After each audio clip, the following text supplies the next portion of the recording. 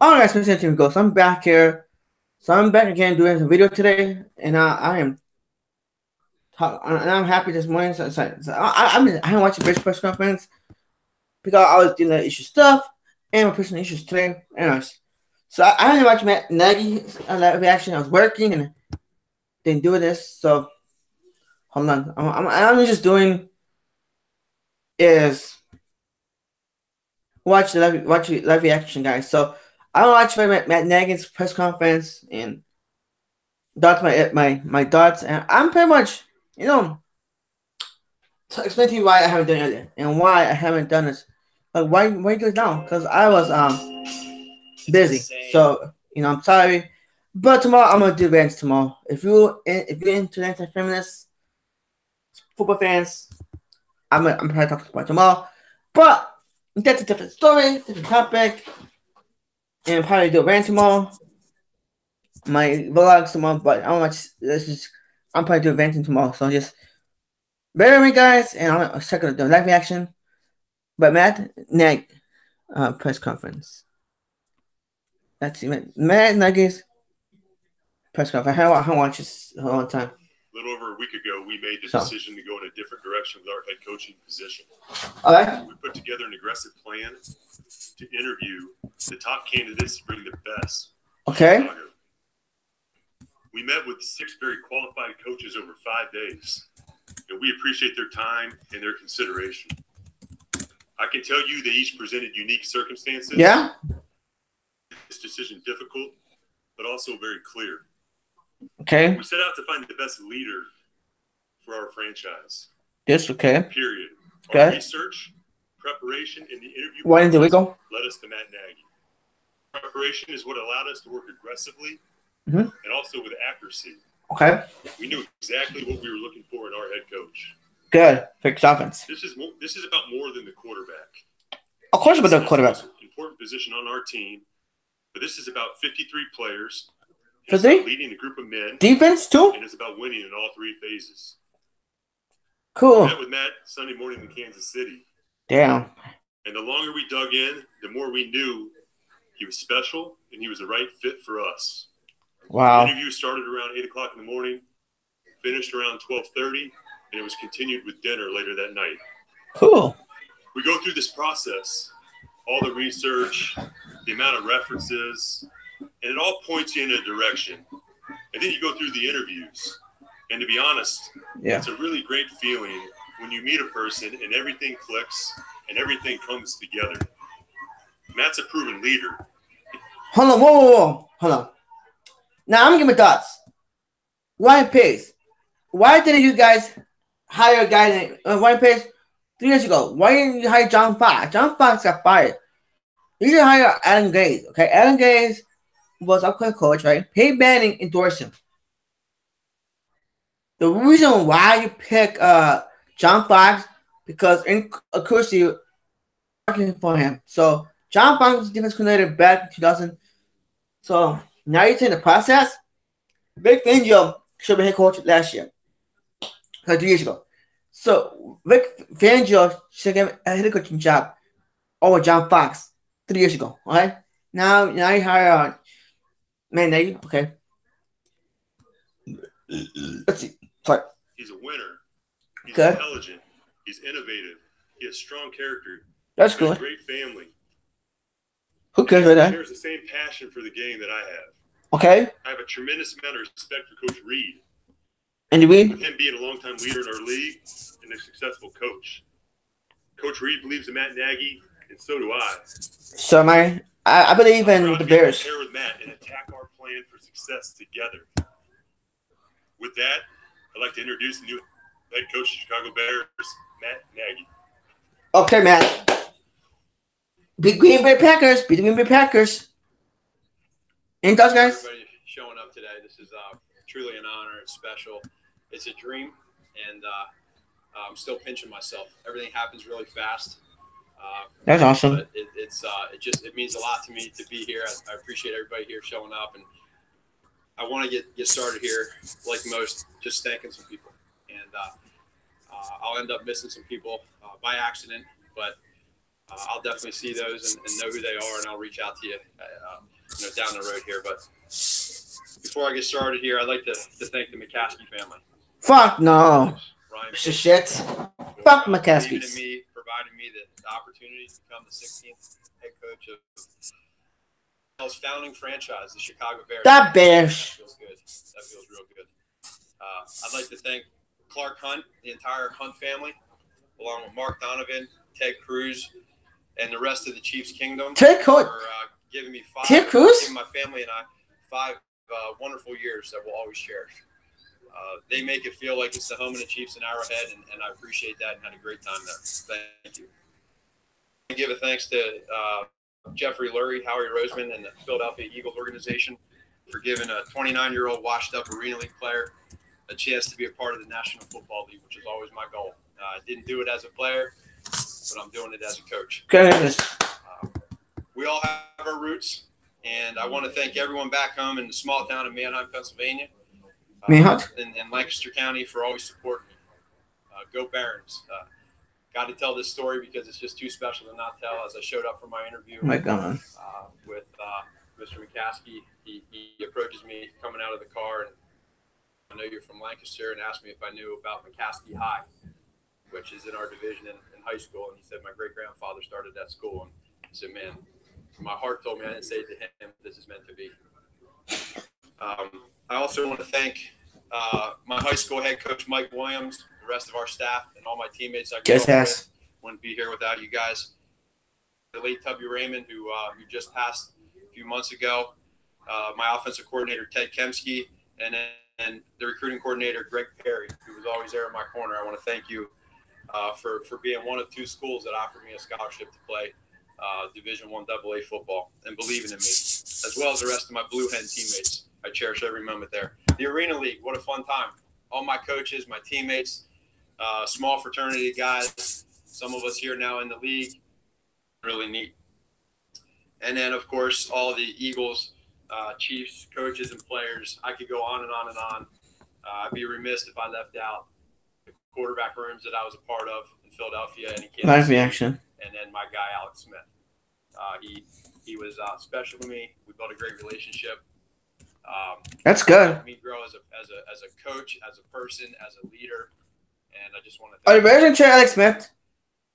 Larry Wisdom, the guy no one in here knows, but he persuaded me to go live that dream. I'm living the dream, and the dream came true.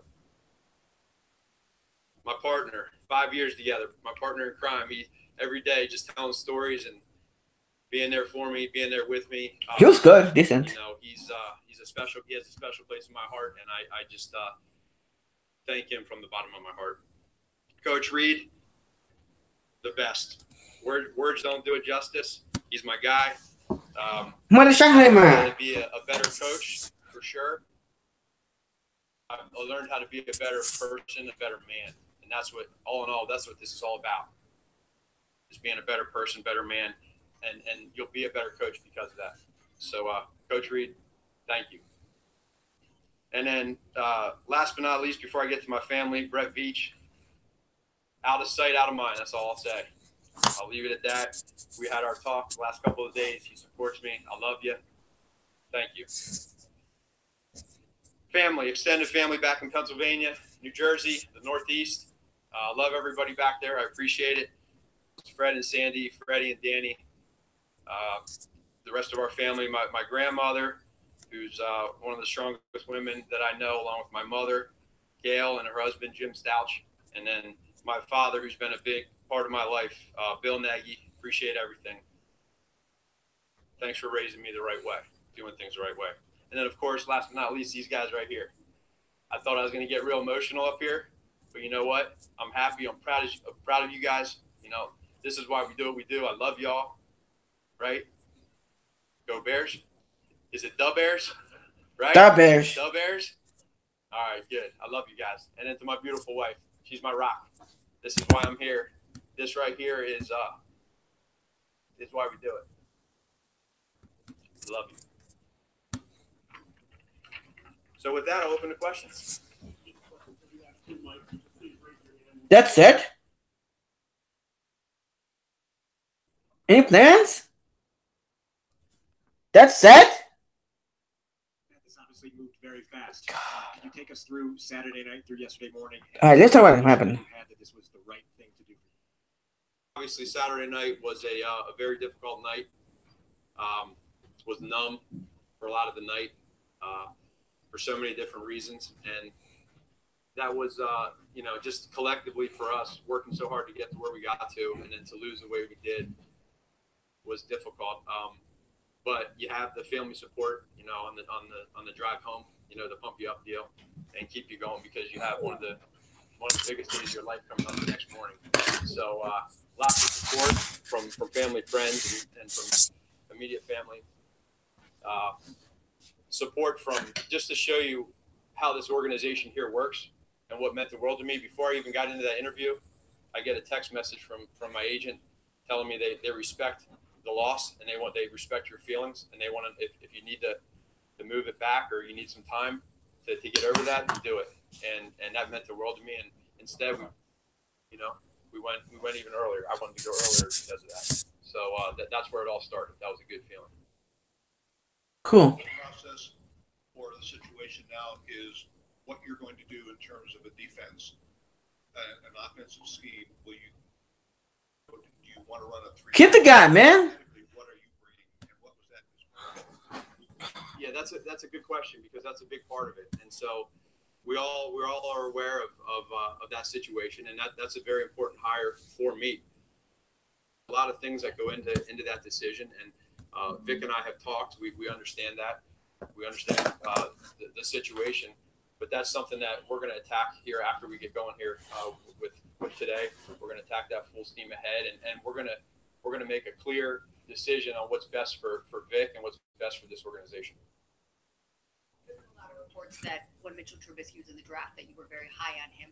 How much did that play into your decision coming here to develop a young quarterback? Yeah, it's certainly a part of it. But that's not the reason why I'm here. I'm here because of the organization and the direction, and I could feel that. That's good. The moment I was in that interview process. That's a benefit to have Mr. Trubisky, and I know a lot about him because I had him in the combine, and we spent some time with him. That's cool. But this is a team game. See John Fox? Did it right, John Fox. Everyone on this team is just as important as the quarterback. But that was certainly a part of it. How much time have you spent?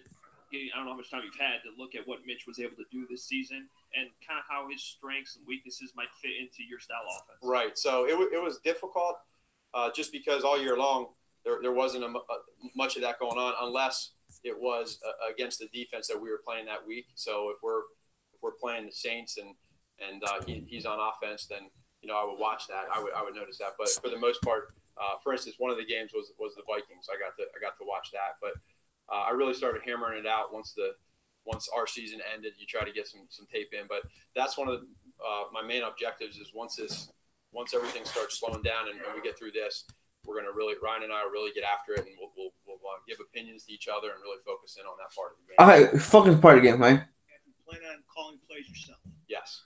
That's good. Call the plays. Okay. Matt, what's the best piece of advice you've got from Coach Reed in this process? Yeah. Not choke big games, damn it. Be honest, be yourself, and let your personality show.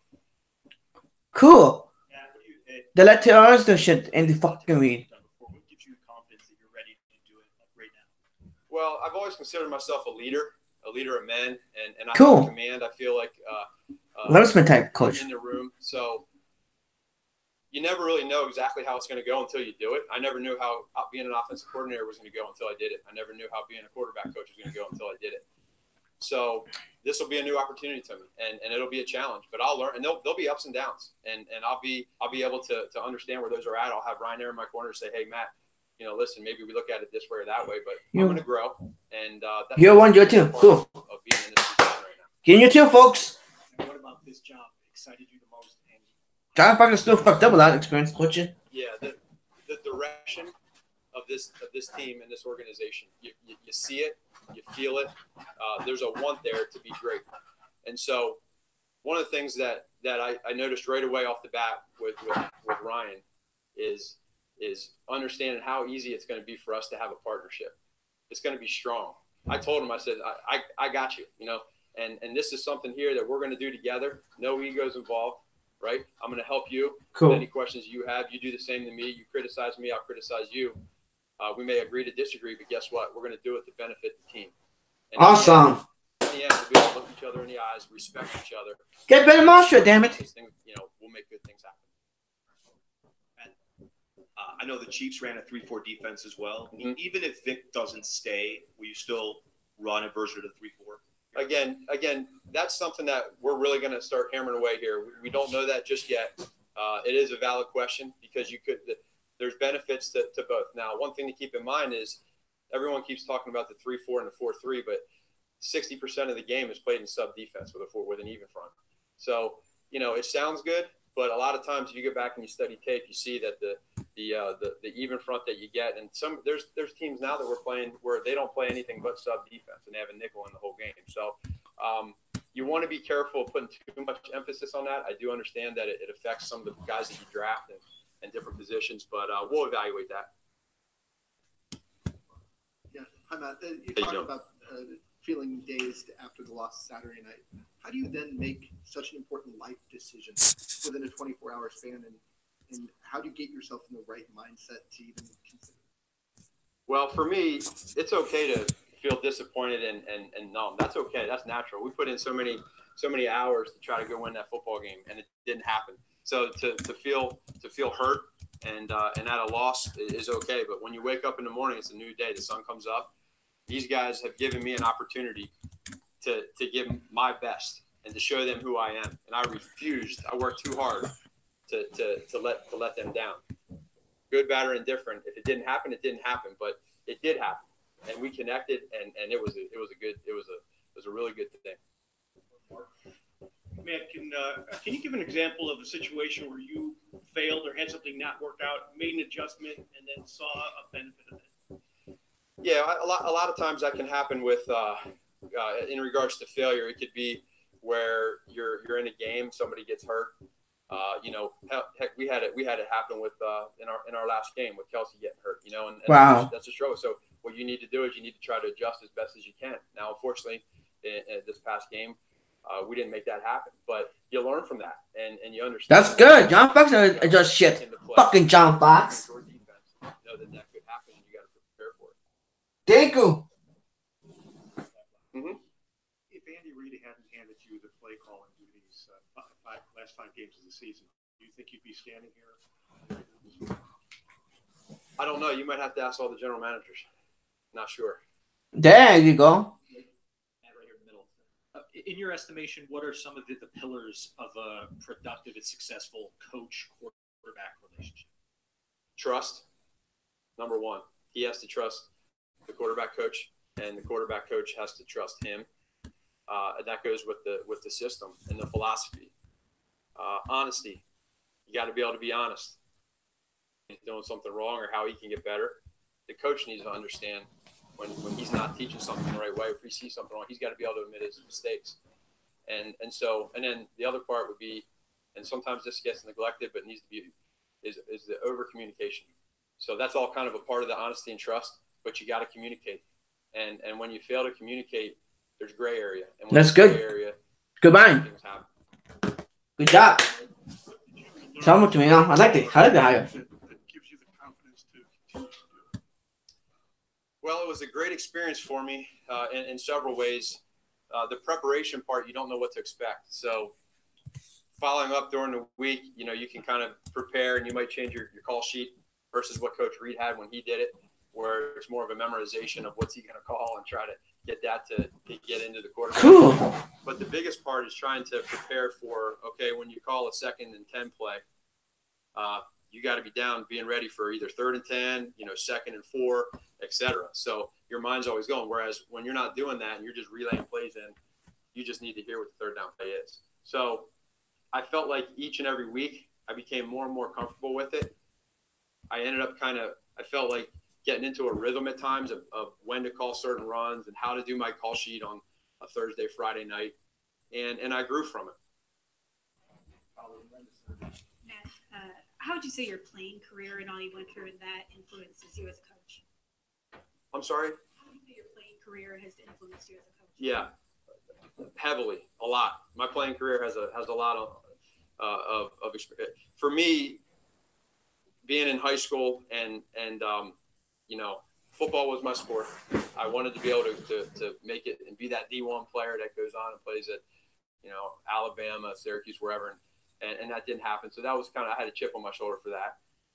Same thing happening in college. Wanted to go to the NFL, didn't happen, and so that big part of it. And then on top of that, when you play the game and you play as many games as I had the luxury of playing, you experience failures and successes, and there's more failures and successes. So it helps you grow as a person. It helps you grow as a coach, and you got to use those to your benefit. Yep. How did the workflow go beyond playing calling plays as far as install and, you know, just game plan and stuff? Because you had Brad there, you had Coach Reed. How did that work get divvied up with such experienced guys there? So I'm just gonna fuck this country's kind of boring shit. Just basically talking about the same thing. I got bored. This press conference is kind of boring shit. I'm not gonna lie to this shit. Nah, I'm talking. This game is like okay. Press conference, they 2 minutes, and they got doing certified his plans was doing. Now I think this guy who was being honest thing and my dad's thing, the guy just thinks he's just kind of experienced, excited to be there, and he's young. I'm not gonna say he knows what he's doing. Now he didn't need to go for details. That's the thing about this guy, and I think this guy it's a good hire for the Bears. So I'm not gonna bash him today. I think the Bears are just fixing it. So he just did his press conference. It was kind of boringish. And now, was he fun? Yeah. I like the hire. Vic Fangio. Packers. I hate the Packers. Fuck them piece of shit. You know? I'm probably do like Don. I'm probably done with this video, like reaction shit. I'm probably doing do a little video today. Actually, I'm doing it today. Talk about the this is my thoughts. Do that. Check out my press conference. I'm gonna do another video in 5 minutes. I feel like that's not. It was okay. I'm gonna do. Please like, sub. I'm gonna do another video.